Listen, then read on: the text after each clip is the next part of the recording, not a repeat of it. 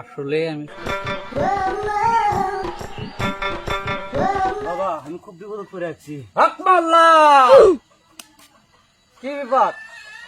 বাবা তুমি বলে খুব ভবিষ্যৎবাণী জানো, আমার বউর কি চলবি কত দেখি। তোর বইয়ের বেটা চলবি, কিন্তু সামনে মস্ত বড় একটা বিপদ আছে। কি বিপদ বাবা? ওই ছেলেটার বাপ যাই হবে, ছেলেটার জন্ম হওয়ার সাথে সাথে তার বাপ মারা যাবে। ওই সেদিনকে যে এত পিটন পিটলাম, আজকে সেটা বলছো?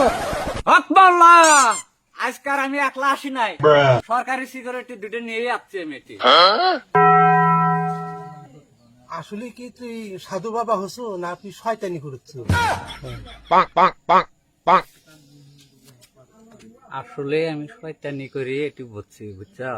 গতিকে এগুলা যেন কাকু কইও না, কিবা একটা কইরা তো খান নাইবো আমার তো দুটা চলপেল আছে, ওই জন্য শয়তানিটা করি। সত্যি কি এলে বডিগার্ড তুই? না, এলে আমরাই তিন ভাই, এটা বুদ্ধি করে আমি সিকিউরিটি মেনে নিয়ে আসছি। তোমার সে বিশ্বাস করবো না। তুই পয়সা পাইতে যা পাইস আমাকে ভাগ দিস। চিন্তা করা নাইবো না, মানুষের জন্য করে না এগুলো। না না কম না, তুই আনো পয়সা পাইতে আমার ভাগ হবনি হবনি, মানুষের জন্য করে না। কি দোস্ত মন বাজার করে আমরা বসে আছো, কি হয়েছে?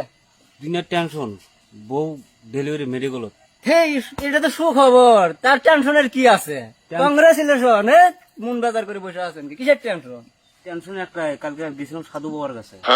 ও যে কথা কইলো, কইলো কি যে তুই বউর বেটা চলবে ভালো হলে চলে বাপ যাবে তাই মরে যাবি। দোস্ত হট ফোন আছে রে। হ্যালো ডাক্তার, ও স্যার কি কি চলেছে? বেটা চলেছে দোস্ত? দোস্ত দোস্ত কেসটা তো বুঝলাম না। সাধু বাবু কইলো যে ছেলের বাপ মরবে, মরলো আমার দোস্ত। তাহলে ছেলের বাপ তো শালাই ছিল, শালা মরে গেছে, ভালোই আমার পথের কথা।